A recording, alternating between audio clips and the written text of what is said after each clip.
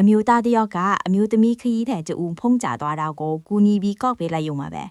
ဒါပေမဲ့သူမကချက်ချင်းအတန်ပြင်းပြင်းနဲ့အော်ဟစ်ပြီးလူယုံမာကြီးလို့အော်ဟစ်ကမပြောမဆိုနဲ့ live လွင်ပြီးသူကသူမရဲ့ skirt အောက်ကိုလျှို့ဝှက်စွာထပ်ပုံရိုက်ကူနေတယ်လို့ဆွဆွဲလိုက်ပါတယ်သူကကျမဖုန်းကိုကူညီကောက်ပေးတယ်လို့လုပ်ပြီးတကယ်တော့ကျမရဲ့ skirt အောက်ကိုခိုးရိုက်နေတာပါသူမမသိခဲ့တာကသူမဆွဆွဲလိုက်တဲ့လူကဥပဒေကြီးကလောကရဲ့ထိတ်တန်းတရားသူကြီးတယောက်ဖြစ်နေတယ်ဆိုတာကိုပါ